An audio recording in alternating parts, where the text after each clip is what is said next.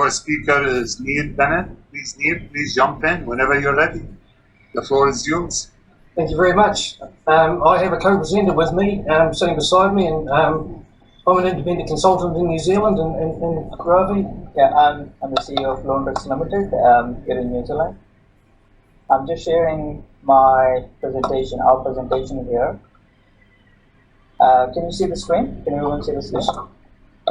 All right, I did that. Yes. Neil? Thank you. I was basically tipped off or invited by Lars, who's going to be the CS presenting after me, so I'm not going to take any of the credit for, or take too much of the roadroid initiatives away from him. But I was an early adopter of roadroid in New Zealand, and Lars has been aware of what we've been doing. So, as I said, we've introduced ourselves, the details are on there. The topics I'm going to cover is set a bit of a scene set, and then it's just there's three. The network survey that I've done in an area of New Zealand, the tools and systems that I used, and just a bit of a conclusion, and then Ravi will take over with some more detail. First of all, where's New Zealand? So I decided to put a picture of the image where we're half a world away from where most of you are sitting. It's Saturday morning here in New Zealand, so we've got up early to talk to you on Friday afternoon. The area I'm talking about is the Marlborough Sounds that are in the middle of New Zealand, and just like America, we've got two very immediately named islands. One's North Island and one is South Island, and they're joined by a ferry service. That's the picture of the ferry on the bottom. There are roads on those all around those sounds, so that's what I'm going to talk to you about. The next slide shows. That's a road, on the left is the roadroid image of the roads that I drove, and the coloured dots are the condition of the roads. I did, I've done the conversion written down here. We did 395 miles of inspection, so that's 190 of those is in the Sounds area. A lot of dead running. It was 9 days driving to go and do that because there are no exit roads. You've got to drive a long way to go to them and a long way back. The tools I used, it was a GoPro video, and I'll show a picture of that mounted, and also roadroid, which is a tool that I've been using for a number of years. The analysis itself was in an Excel spreadsheet, and it took a long time. I'd say 10 days to analyse. It was probably longer, but in general, that network was in pretty good condition. It was 56% of the network was in good or satisfactory condition, and that analysis is straight from the roadroid data. There's the setups. The car on the right shows the GoPro mounted on the bonnet. I use a triple suction cup mount. That's insurance policy. It's my own money that's on the GoPro, so I never found that all three suction cups would let go at once. Sometimes one would, but I'd fix those up when I was stopping. The roadroid unit is mounted on the inside of the car windscreen, and they're forward facing. I've set it to take photos, and that's a photo of the roadroid, of the GoPro on the front. And other sort of roads that I'm driving, and why I say it's safety and condition assessment, lose control on corrugations, it's very, very unsafe. It's a long way to the bottom on a lot of those roads. I extract the roadroid data with a CSV file and upload to Excel, and I've done the condition assessment from the video. Urgent safety fault with set to maintenance crews was just a screenshot I took straight out of the video. We drive on the other side of the road to what you do in America, and if you're driving around a very narrow road like that and someone comes to a puddle, they'd be on your side pretty quickly. And the top right photo shows some very bad scarring of a concrete ford across a small stream. And again, that needed attention urgently. My last slide here basically is the sort of detail that was building in an Excel model. It's a spreadsheet of vertical lookup tables, I build condition scores and a technical priority and bring it all together. I'm not going to repeat how here because we'll talk about it in the next step. It was reassuring that the top priority road that I programmed had actually been, was already programmed for maintenance. It gives you reassurance that the scoring was about right. Lots of flexibility to manage the weightings and get it how I wanted to be, but really I decided there had to be a better way because we're starting to deal with a lot of data and a lot of information, and to repeat it again. So I came to talk to a company called Loanworks, and here's Ravi to talk about his part. Thank you, Neil. In this section, we would like to touch base on the tools and systems that we've used. So predominantly the cloud-based tools, and we call this the systems approach. In this section, there are three parts. One is data collection. I'll give a quick recap of what Neil said, and visual rating. Treatment assignment and exploratory study my colleague has done with Neil, and analysis, comparison, and verification with the aid of videos.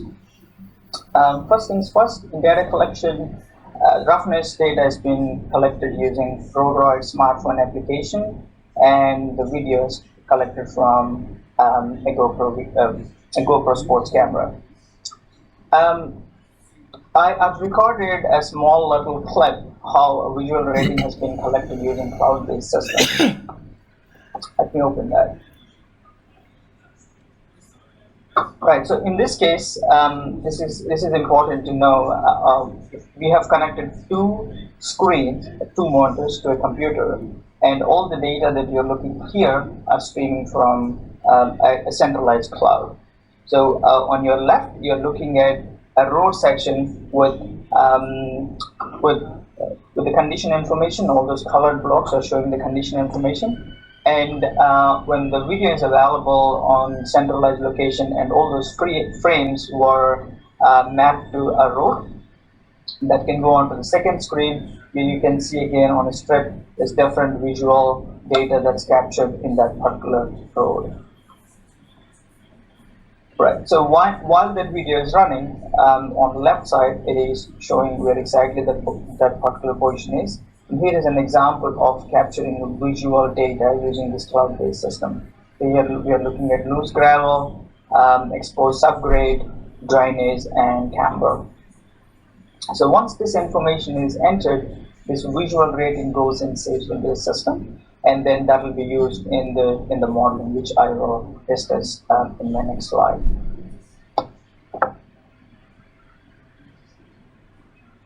Right. Now, once the data is available in the centralized cloud, then it's important that the data quality and the verification is taking place. And the GIS tools are the best place to understand whether the data is mapped to the road in a proper way. And here is an example how that can be done. So, for example, if this is your network, and for a demonstration purpose, we have chosen one road. And in that road, there's a video which was recorded already, and that's showing on a Google map.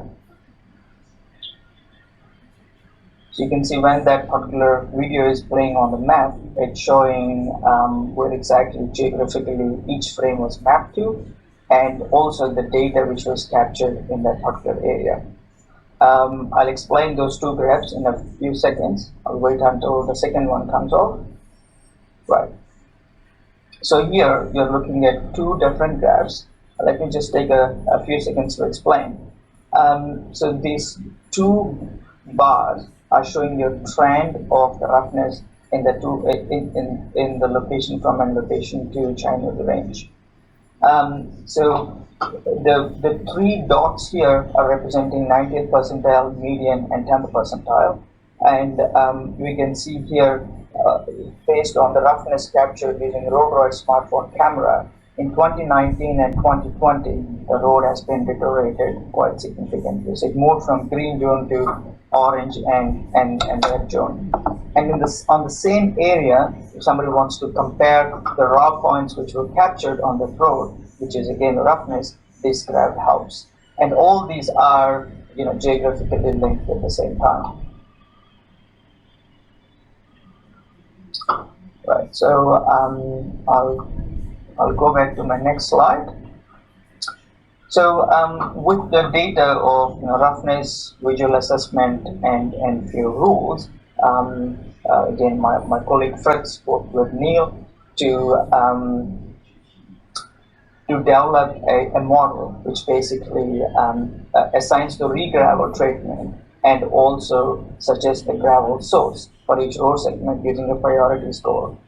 And behind the scenes, machine learning is also involved in this.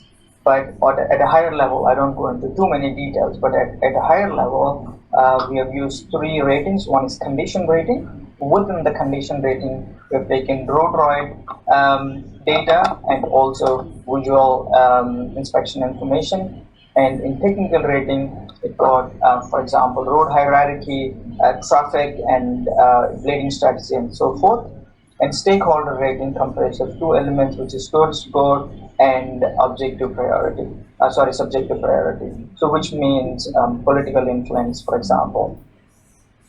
All these three scores contributes to an overall priority score, and that suggests which year to re-gravel on that particular area and which source that needs to be selected.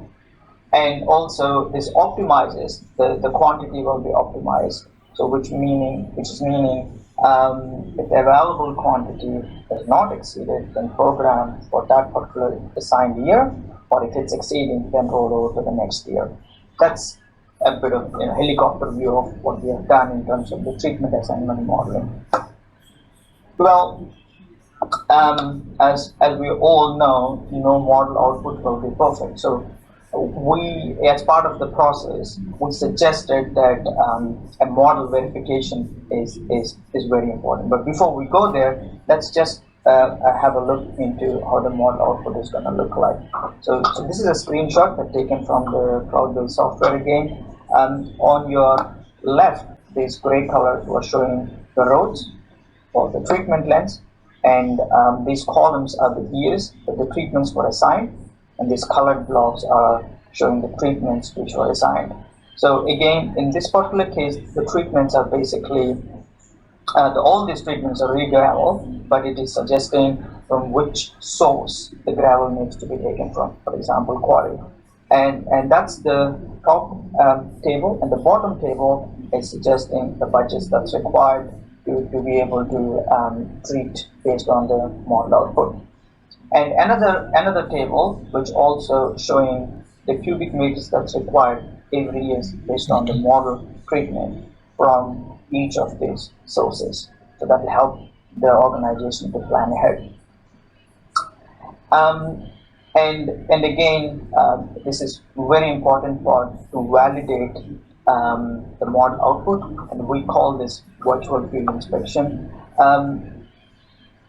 Let me just show you a quick example of a virtual field inspection tool. So you have already seen this, but the only difference between the previous cloud-based streaming and this is we have got two more strips here, which is showing the model output. In this particular case, we have got two different model outputs ran with two different tools, so which a user can compare what has been suggested by the model with scenario 1 and scenario 2, along with the condition information and the videos running on the side. So again, I just want to touch base on the safety here, whether it's a visual rating or validating a model. We know that engineers likes to go on the field and kick the stones, but with all the lockdowns and also the safety in mind, getting onto the road as less as possible using these tools and with the aid of videos will help or improve the safety quite significantly. Again, coming back to this point, in this case, we have selected one treatment which was assigned by the model in 23 and 24, and this is an example of how that can be verified. So as soon as the treatment selected, the video jumped to that particular location, and user can go back and forth virtually driving on the road. If it's a 360-degree camera, then user can actually look around and see the other parts as well, for example, drainage and those sort of problems. And the important point here is, after looking at the road, the tool provides opportunity to change the treatment that's required. That will come up in a second. So this is an option to change the treatment with a proper reason, and also some comments. And user should be able to change the year as well if an engineer thinks that this can be postponed for another year or two. So all this can be done online, and it will update the actual program with proper comments. And again, as part of the informed decision making, this will also provide more detailed drill down in terms of the data, again in that particular the segment which was selected. So in this case, you are looking at trends of roughness in with different parameters, and on side there are different buttons to look at different types of data in different formats. In this case, you're looking at the raw points in scatter graph. And then this is example of a breakdown graph. And if someone would like to inspect this from a geographical or GIS perspective, and this is an example. So the treatment length can be displayed on the map, and the video can be on a small scale, and then while the video is running, you should be able to inspect that. And the satellite imagery will provide more context to the safety and curvature of the road and so forth. Right, so this is how a treatment or the model output is validated, and hence the finalized program is available to lock it down. So now I'll pass on to Neil for further conclusion. I've been very pleased with where we're getting to with this modelling, because it's proving to be quite a systematic approach to how we can assess the condition of the roads. Despite many people telling me that cell phones won't be useful on unsealed roads, it is highly repeatable if you take out the variables like managed speed and same vehicle and drive the same lines. It's a proven system already adapted to unsealed roads. We use it on many of the contracts around different parts of New Zealand, and it's been quite useful. So the credits are the people there, Dr. Fritz and the roadboard team in Sweden. Thank you very much. Thank you for listening. Thank you, everyone. Yeah, thank you for a great presentation. There are a few questions in the chat box. One of them is related to the optimization model that you have. Can you run it for like single or special event after a major rainstorm or etc.? Or is it a continuous optimization? It is the continuous optimization. So that particular optimization is done by one of my colleagues. However, the way the optimization works is based on the constraints, and probably budget will be one of the constraints, and the quantities could be one of the constraints. So what it takes is the optimization happens at a network level. So in this case, it's about 900 kilometers. How many? 650. So it's about 650 kilometers. So and they can assign one budget to the 650 kilometers, and based on priority scoring and also quantities that's available, it assigns that. That's Someone just asked a question here on connectivity. Basically, it stores on the cell phone, and you upload it back in Wi-Fi range. It doesn't need to be live, because I do not have coverage on most of those mobile sounds. And